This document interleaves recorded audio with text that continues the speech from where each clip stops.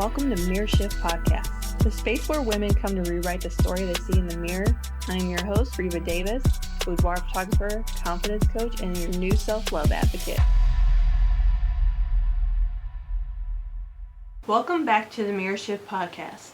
I'm your host, Reva Davis. Today's episode is a heavy one, but a healing one. Today we're talking about where insecurities actually come from. Because insecurities don't appear out of nowhere. They're built, layer by layer, comment by comment, moment by moment. And there comes a time in healing when you stop asking, what's wrong with me? And you start asking, where did this belief come from? That's when everything changes. There comes a point in life, usually during deep reflection, therapy, or burnout, where you start pulling your life apart gently. You look at your insecurities and ask, why this one? Why does that comment still sting?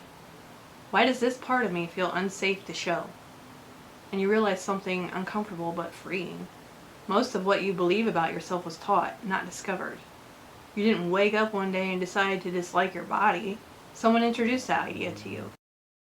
Some insecurities are born in childhood. Sometimes it's criticism disguised as jokes. I'm sure you have had this happen to you. Most of us have.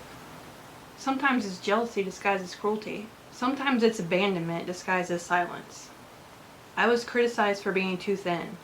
I was called names not because I did anything wrong, but because someone else was angry about their own body. And those comments, they stick. But some wounds go deeper. Imagine being given up for adoption and then being told by your own biological parent that nothing about you looks like them, while watching them compliment another child's body and telling that child who's not even blood related to them how cute their feet are and that they have the same cute feet. But mine look nothing like theirs. Yes, it might sound silly, but those comments stick. That kind of moment doesn't just hurt. It rewrites how you see yourself. It plants the belief, I don't belong. I'm not enough. There must be something wrong with me. And when those beliefs form early, they don't just disappear when you grow up. They grow with you. Then adulthood comes along, and instead of healing those wounds, it often confirms them. You're told, no one would want you with your stretch marks. You should fix your teeth. Your nose isn't right. There's just something about that nose. Your body isn't desirable. Your past makes you less valuable.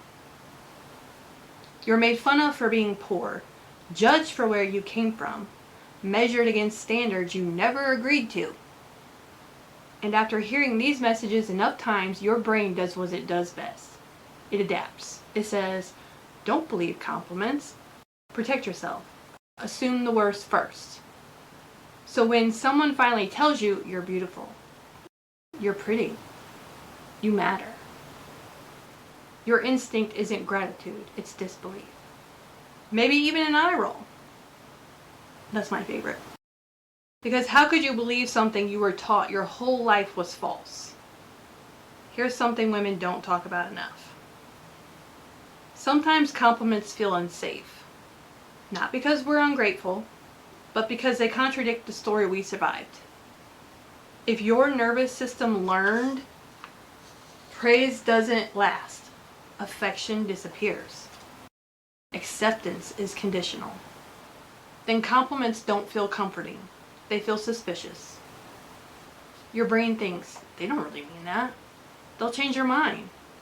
They just don't know the real me. That's not arrogance. That's self-protection shaped by experience. For me, something shifted when I saw myself in my children. Their faces, their features, their expressions. I looked at them and thought, they're beautiful. They're worthy. They are perfect exactly the way that...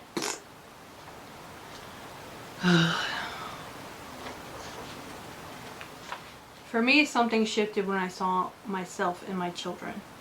Their faces, their features, their expressions. I looked at them and thought, they're beautiful, they're worthy. They are perfect exactly as they are. And slowly, quietly, my mind started asking a dangerous but healing question.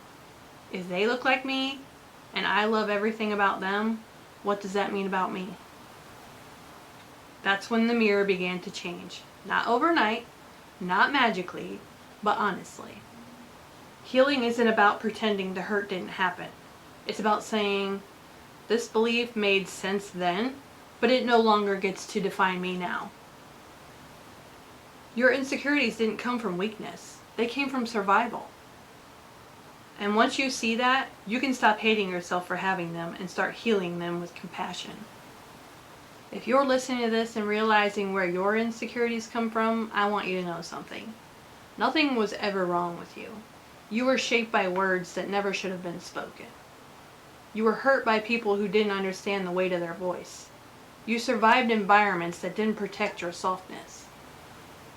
And the fact that you're still here, still reflecting, still healing, still growing, is proof of your strength. You're allowed to unlearn what hurt you. You're allowed to believe something new. And you're allowed to see yourself differently. Finally. Thank you for being here. Thank you for trusting me with this space. Until next time, be gentle with your past, kind to your present, and hopeful for the woman you're becoming. This is the Mirror Shift Podcast.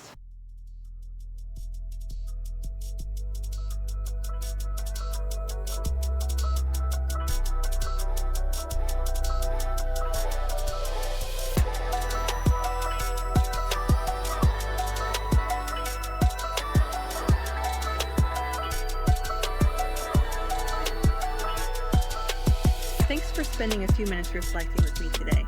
If this episode spoke to you, share it with a sister who needs to hear it. And remember, the real glow up begins in your mind.